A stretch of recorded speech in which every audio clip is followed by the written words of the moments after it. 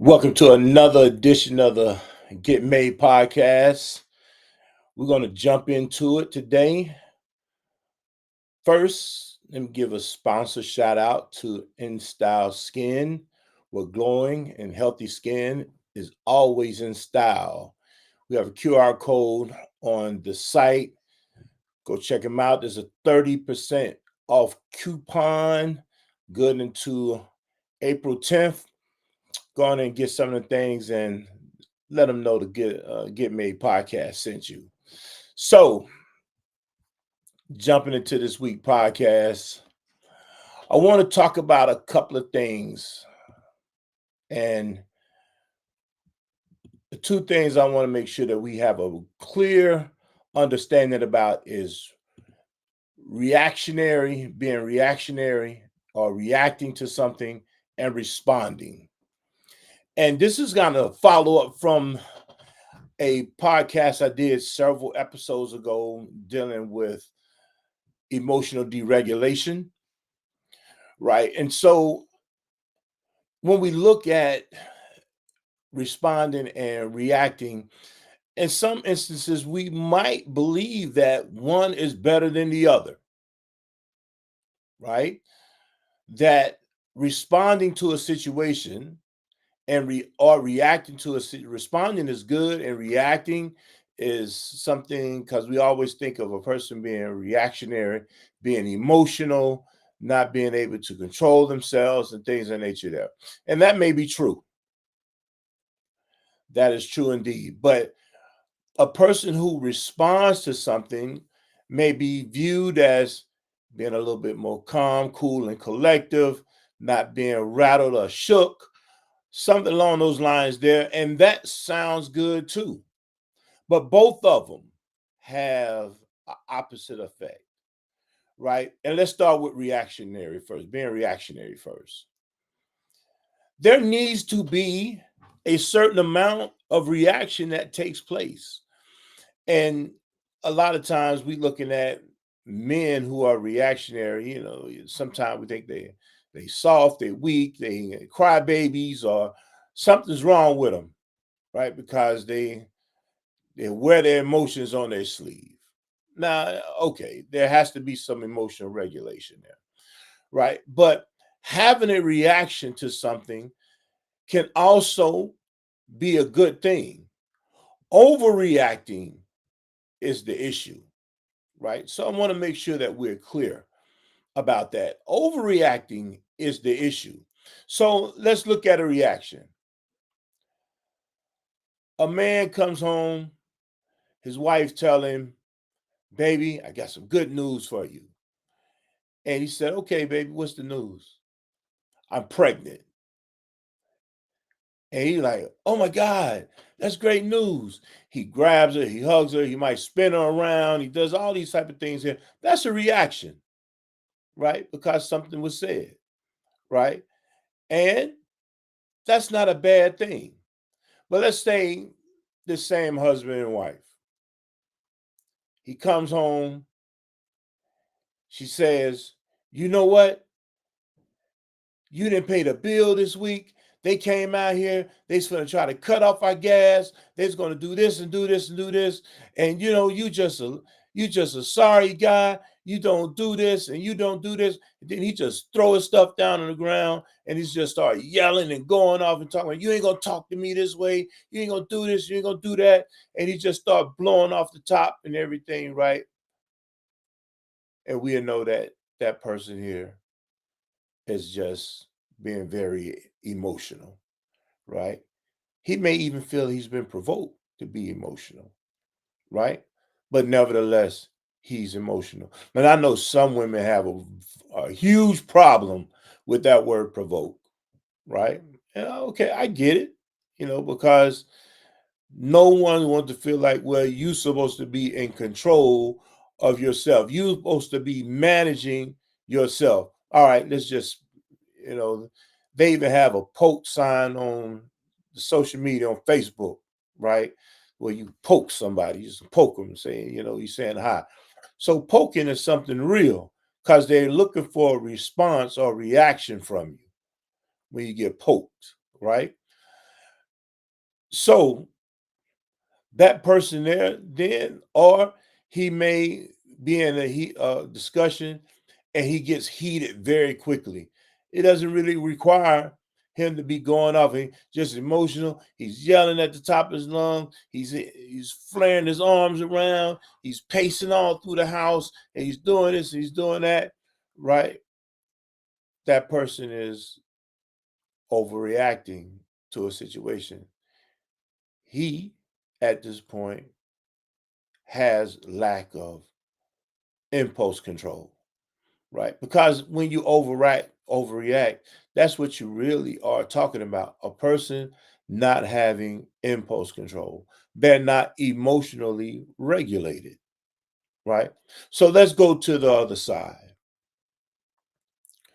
She comes home, he comes home, same guy comes home, going to use the same scenarios. He comes home, his wife says, "Sweetheart, I'm pregnant." And his response is, "Wow, okay, that's what's up." And then keep it moving, right? He just walks through the house. He just got some good news. He said, "Oh, okay, that's what's up." And keep it moving, right? This person here, then she looking at him like, "Dang, bro, I just told you, I'm having your baby. And only thing you can do is, oh, yeah, that's what's up. That's all you can say. I'm getting ready to carry your child. And that's all you can say, right?" But then let's go to the other scenario. Man comes home, wife says, "The gas man came. He's going to cut off the gas. He's talking about cutting off our gas. I talked him out of it.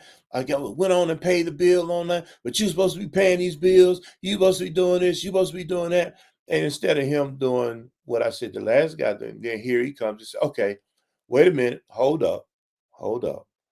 Before we just get a little too far gone, my apologies. I actually forgot when you told me to do it because I was doing something else and it slipped my mind, right? And I want you to know now because I even had it ready to go on our computer. If you go to the computer, you'll see that it was already up, ready to go. And then my attention got called to something else. And I just clearly forgot, you know, I apologize, because I definitely don't want my family to be without any gas, right? We gotta need hot water. I need my family to be comfortable. See, now he's responding to because he's giving an explanation, he's being cool, he's being collective, he's giving a response to a very heated situation, right? Now, there's a difference in between how he showed up and how the other person showed up with with the so-called response, right? The other person, he probably is not a person who is rattle easy. He doesn't get overexcited about things or whatever. And so he come on. But for the moment, he needed to show some type of enthusiasm, right? He needs to be enthusiastic about this. This is some great news. They're having a child. Maybe it's their first child. Maybe she already know that. Hey, she had the test. She looked at the ultrasound. It's a boy, right? Maybe they've been trying to be pregnant before, and she never could get pregnant. There could be a multitude of things that makes her happy or gives her joy about this situation, and he just snatched her joy, smashed her joy, right? He just smashed her joy, right? And so this person, but he's trying to say, well, my personality is not one to get overexcited. I don't take my highs too high, my lows too low, right? We've heard people say that before, right?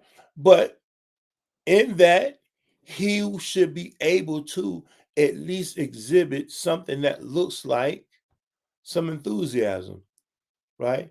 Some joy, some glee, whatever the word you want to use, right? He should be in that position.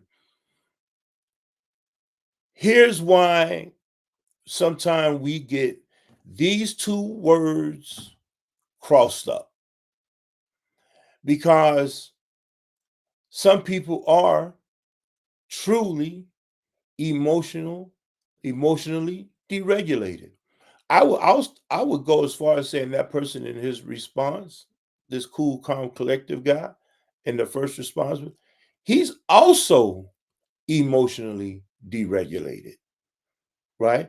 Because the emotional deregulating doesn't necessarily always mean that a person just got to be going over the top. He got to be all this. He has to be that. Some people can be emotionally deregulated and just be monotone, like they just had this straight face, straight talk, and that's all they do, right? Some people may hear their wives being calling them, and they're like, "Oh God, I'm not going to that." That's a reaction, right? Or he may say, "All right, dear, I'm coming. I'll be there in a minute," right? Well, you need to come right now. I ain't gonna sit here and keep waiting on you and all this old type of stuff here.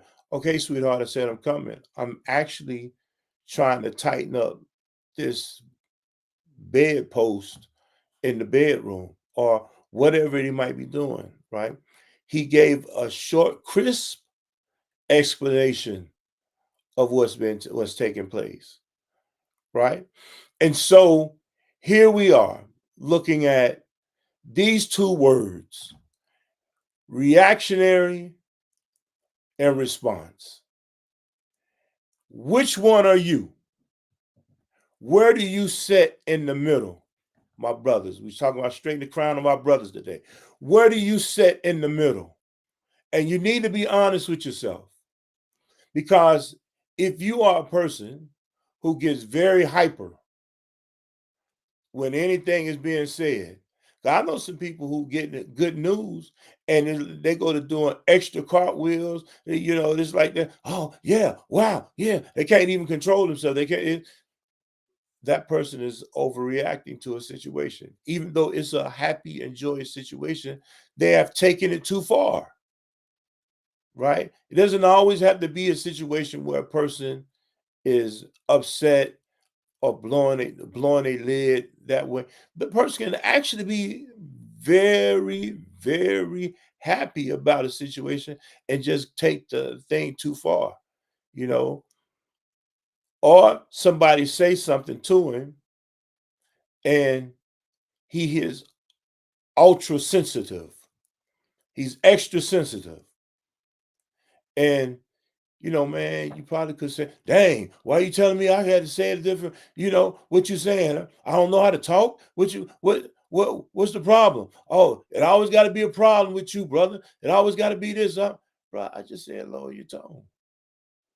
That's all, people in here reading, you know, people in here trying to sleep, people trying to rest. Why you got to be so upset, right? And so some of that too, it's going to be real with you. Some of that too is because they experienced something in their life that then has them on the ropes or has them on the fringes all the time. And what you would need to be able to do, I want to give some points of what you can do with that. One, get you some help, right? If somebody's coming to you saying something about that and you don't know how to quite dial it down yourself, well, maybe you might need to go get you some help, right? And it's okay to go get you some help. Now I know somebody gonna say, man, they're gonna tell me I need to go get some help. You already the person I'm talking to. Keep it 100. If your wife and you and your wife are sitting down and listening to this podcast right now, and she looking at you sideways and not trying to, because she know you will overreact. If she starts saying, yeah, man, this is you, man, he talking about you. She know that she can't really say anything, but she cutting the eye over at you. I know y'all can't see me cutting. I'm trying to move my head so you can see them cutting my eyes, right? She cutting your eye at you. She looking at you, but she ain't really saying nothing. Know that this is you and this is her experience with you. right? You may not believe that about yourself, but know that this is the experience that she's having with you. And if this experience is too frequent, right? It's like every time something happens, we talking about the absolute, I guess, at this point. You talk about when it happens, then this is the person you become. You are a prime candidate for some help. Yes, you are. You're a prime candidate for some help, right? Now, if you are the person who responds the way that we talked about responding earlier, she might be looking at you side eye again too, right? Still that same side eye. Say, well, why are you looking at me? Well, baby, that's you. You seem like you ain't never happy about nothing. But you mean I'm not happy about nothing? And I mean, I'm always happy about something. I'm a happy person, right? That tone right there, you're not a happy person, right? And well, you know what? It don't even matter. It's just gonna be, you got a right to think what you want to think, right? You too may need to be able to go get some help. Why? Because you at this point are a person who, in some instance, you're probably boring, right? You're probably boring because you show no movement. There's no inflection in you. There's nothing else up and down in you. Always monotone. You always going one way. Some people like to say, well, I'm like that because I'm an introvert. They always use that word introvert. I'm because I'm an introvert. Look, that's an excuse. All right. You ain't got to be jumping all over the place and doing all that just to be, to enjoy yourself or to be social, right? We are talking about having some type of social aspect about yourself, right? And so if you are this person and you want to learn how to, let your hair down just a little bit, and have a little fun, right? Get you some help. We actually got some help for you. I actually got some help for you, right? Y'all can hit me on the inbox. If either one of these things, y'all can hit me on the inbox. Say, hey, look, brother Hassan, something that you talked about today. I want to see about myself and being what looks like emotionally deregulated. And we can have some discussions. We can kind of do some assessments. And if you're willing to work with me, we probably can do that. But I'm not the only one that can give you the help. If you choose to get some help from somewhere else, by all means, please do so. But I am saying that either one of them doing it either way on the extremes can actually wind up having you lose your wife. And that's what we're talking about here. You know, Another way a person can be very reactive if every time you're always blaming somebody for something. That's a reactionary response. Blaming somebody, right? Yeah. Well, you always doing this, or accusations, always accusing somebody. That's a reactionary response because we'll say reactionary response. That is a reactionary thing. And one of the things that you want to make sure that you do not do, right? And whatever it is that you got going on, is not be overreactionary and have a undertone response, right? So those are the two things that we want to look at today, and look at moving forward. Not having this undertone response, or under responding and overreacting, right? Those are the two spaces that we want to make sure that we stay in between. Where we need to be is in the middle. We need to be balanced out. We need to have some balance, some balance of who we are. And you can do that. Anyone can be taught this. Don't never, don't go for the whole old adage. What is it? Can't teach an old dog new tricks. As long as you are living, you can learn to do something different.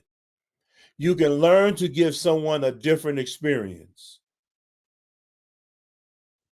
If you don't do this, if you can't do this, know that you are in jeopardy of losing your family, losing your wife, or whatever, because they can't take it. They won't be able to take it, right? And I know for myself, I've been in spaces. I may not been the person who under respond, but I know I've been in spaces where I've overreacted, right? So I know that was me, and I had to get me some help about that because sometimes I would literally, and what we call in some of that is anger management. Got anger issues or whatever. When you kind of overreacting, those are some of the spaces that you may be in. Like you might have some anger issues. You may not be able to control yourself and control your impulses. There may have been some things that you may have been treated a particular way, and told yourself, "I'm never going to be treated like that." So then you become hyper vigilant about different things or whatnot. Those are kind of chaotic and corrosive situations, right? So we want to make sure that this is, as men, this is where we're not, because we have to be balanced, because we are going to be the ones who help balance everybody else out. Believe me, they always say, how the woman is in the house, so is the house. No, let a man walk in and he had a hard day and he's snapping. Everybody in the house would get quiet. Everybody in the house would go to their rooms, try to get away from him, because he is a time bomb ticking. He is liable to blow at any time. Now, I'm not saying he's going around hitting his people or doing this or doing that, but the verbal assault or the nonverbals are so bad and amount to high abuse, because at some point it becomes intentional. A person who, they lose control, but they lose control based upon some intentionality, right? They become that stuff, it becomes intentional. And so the more intentional thing to do is to balance yourself out. Even if you come in the house, look, kind of had a hard day. Give me about 15, 30 minutes. Let me decompress a little bit. Let me go up here and take me a shower, get these clothes off, do whatever. Then, I want to come and give everybody hugs, everybody kisses, everybody, we're going to all sit down, we're going to eat dinner, we're going to have a nice time together. Give me a moment. That's you taking responsibility and accountability for who you are and where you are, right? That's you taking accountability.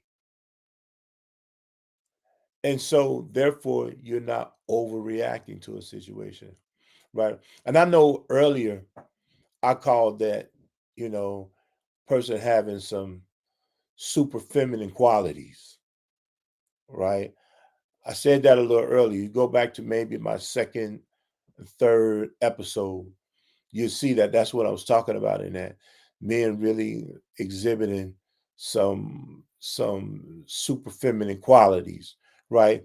And again, that's not me just talking about women, all right? So sisters, I'm not really sitting here putting you on blast like that, talking about, you just kind of overreact or you do this and you do that.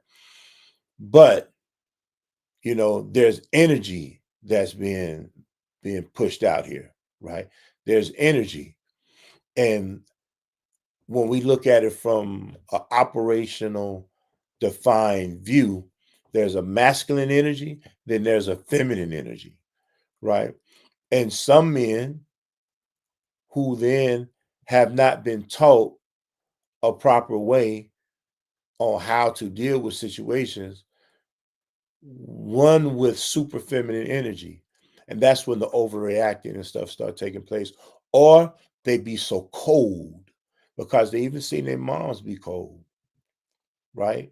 Keeping this 100. They seen their mom shut down And when they see mom shut down, oh, somebody's gonna be in trouble. Let me get out the way, because mom start, y'all know how the mothers get, man, when they done got that face, and it's like, that resting face, and it ain't a pleasant one. She looking at you like she could look right through you, like she could stare right through you, and it just be cold. That's how some men act, because they learned that from their mothers, or they learned it from some woman. More likely is their mother. That's a super feminine energy, right? So we have to be a little bit more balanced than that as men. We have to then know how to react to a situation, give it its proper due, and respond to a situation and give it its proper due, right? So, with that, in this segment of the Get Made podcast, I thank everyone for being here today. Of course, you can find me on Instagram at the official House and Clay, on YouTube or the Get Made podcast channel, and also here on Facebook at House and Clay. I thank you again. Check out that coupon code for 30% off with In Style Skin, and we're gonna see you next week.